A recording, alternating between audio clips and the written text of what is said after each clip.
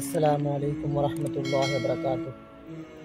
دوستو، جے our knowledge میں آپ کو خوش آمدید۔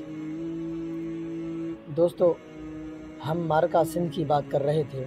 ہم نے آپ کو بتایا تھا کہ کس طرح راجہ داہر کی فوج نے مسلمانوں کو پکڑ کر ان کی عورتوں، بچوں اور مردوں کو پکڑ کر قید خانے میں ڈال دیا تھا۔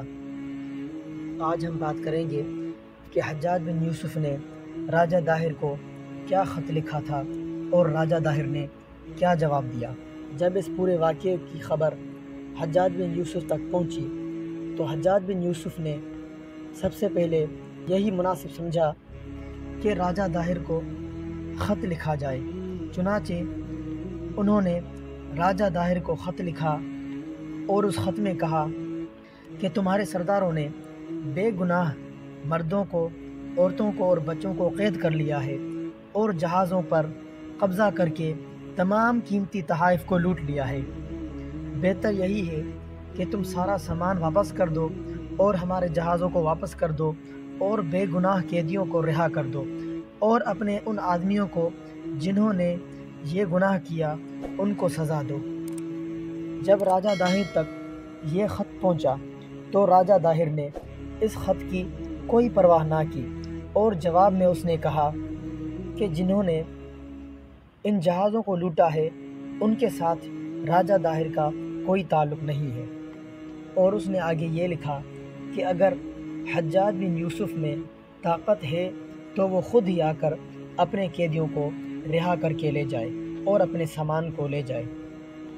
راجہ داہر کا یہ جواب قطعاً نامعقول تھا، کیونکہ جنہوں نے ان سامانوں کو اور جہازوں کو لوٹا تھا وہ راجہ داہر کے ہی لوگ تھے، اور حجاج بن یوسف کا جو خط لے کر گیا تھا اس نے حجاج بن یوسف کے پاس ان آدمیوں کو جیل میں دیکھا بھی تھا۔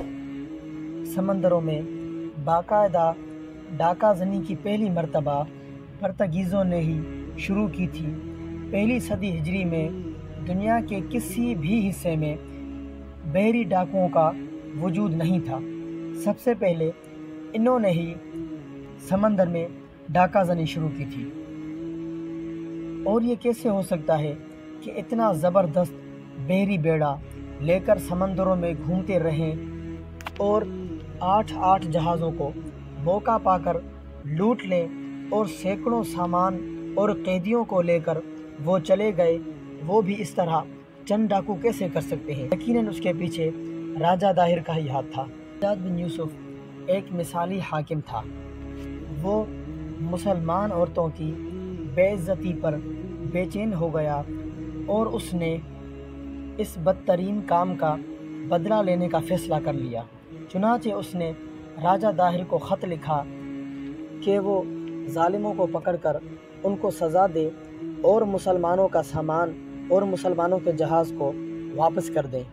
اس پر راجہ داہر نے یہی جواب دیا کہ ان کے ساتھ اس کا کوئی تعلق نہیں ہے اور وہ کچھ نہیں کر سکتا۔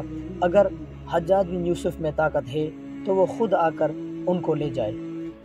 راجہ داہر کی یہ کذب بیانی تھی اور شرارت تھی، کیونکہ وہ لوگ اسی کے ساتھی تھے اور مسلمان عورتوں کو، مردوں کو اور بچوں کو اس کے پاس ہی لا کر جیلوں میں رکھا گیا تھا۔ دوستو، تو ہم انشاءاللہ آپ کو اگلی ویڈیو میں بتائیں گے کہ حجاج بن یوسف نے راجہ داہر کے ساتھ مقابلے کرنے کے لیے کس کو بھیجا تھا اور کس طرح یہ لڑائی ہوئی اور اس میں کس کی فتح ہوئی اور کس کی شکست ہوئی۔ تو ملتے ہیں کسی نئی ویڈیو میں، تب تک کے لیے اللہ حافظ۔